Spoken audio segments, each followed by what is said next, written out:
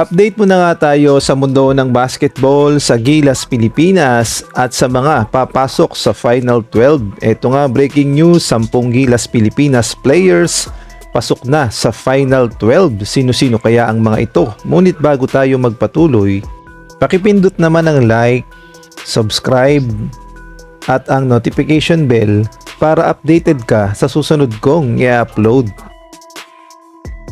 Marami na ngang nag-aabang kung sino nga ba sa mga Gilas players o sa 15-man pool ng Gilas Pilipinas ang posibleng makapasok sa final lineup ni Coach Tim Cone na ihaharap sa New Zealand at gayon na rin sa Australia.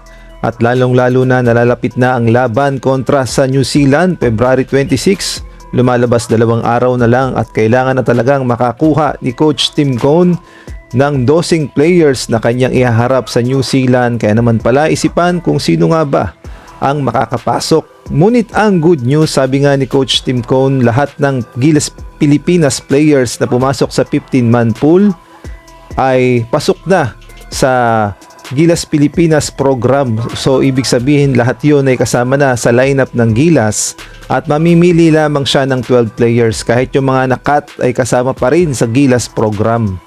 At eto nga, mukhang nakakuha tayo ng hint dito sa The Manila Times ng 10 players na siguradong pasok na sa Final 12 ni Coach Tim Cone. At atin ngang basahin ang article. Ang sabi nga dito, Cone assures players who can't make Gilas Final 12 still part of the pool.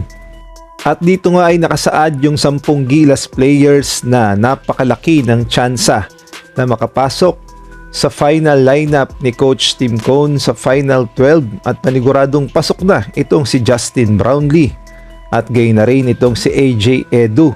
Pasok din itong si Abay Junmar Pajardo at syempre itong si Quintin Millora Brown na inaabangan ng FIBA.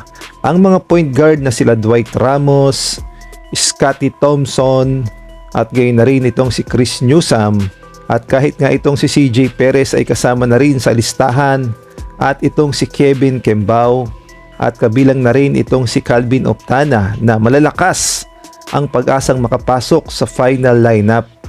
At nakasaad din sa report na may 5 Gilas players na pinagpipilian itong si Coach Tim Cone at 2 lamang sa kanila ang kukumpleto ng Final 12. At ito nga yung 5 Gilas players na pinagpipilian pa o yung nakikipaglaban daw para sa spot sa Final 12. Kabilang na nga dyan itong si Carl Tamayo at gayon na rin itong si Juan Gomez Diliano at itong si Justin Baltasar.